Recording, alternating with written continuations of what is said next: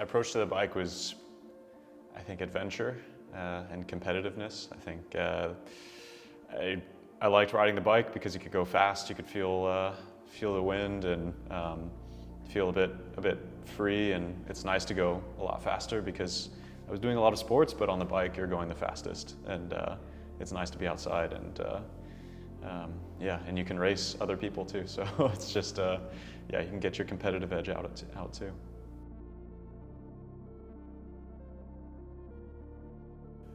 Just because I loved it. Yeah, I think like all the riders on the team, they loved riding their bikes, and when it became clear that you might be professional, then it was like you were chasing a dream, and being a professional now is like a dream come true.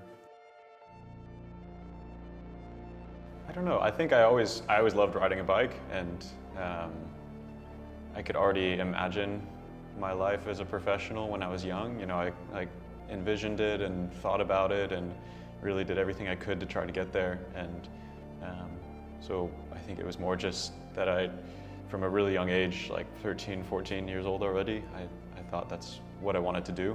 And I did everything I could to make that a reality. And now it's sort of a reality that I'm living now. Key moment in my career was, I think, the turning point in my career, which was in 2021, I won the Clásica San Sebastián, and that was like the moment that my mentality of where I fit in the peloton changed, and I thought, I think I can keep winning races, and I can keep trying to win races, and since then it's just given me a lot of confidence and given me the space to improve, and yeah, that was like a major turning point in my career, and just still the best result I've ever accomplished. That one in particular, I think it was just a culmination of pushing through those difficult periods of moving away from home and moving to Europe. I think every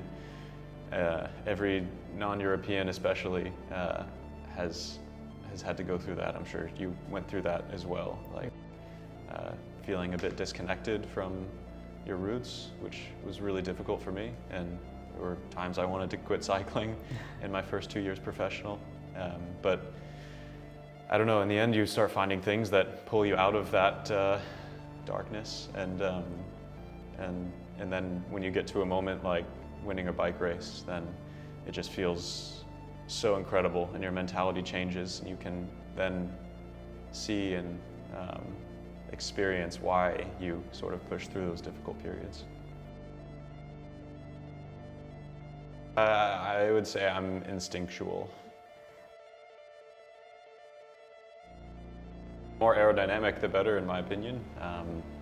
But honestly, I think it's not enough just to be good in one thing. I think it has to be aero, it has to be comfortable, it has to be lightweight, and yeah, I really feel like I have handlebars that sort of fit all those. Like, they're super aero, and I also think they're the most comfortable, so I'm pretty happy.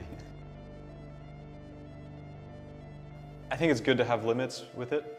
It is good to have limits, but you know, I push my levers as close to the limit as possible because it's faster, and I can still functionally use the bars. Like, my handlebars are still very functional at the UCI limit, but I'm glad there is a limit.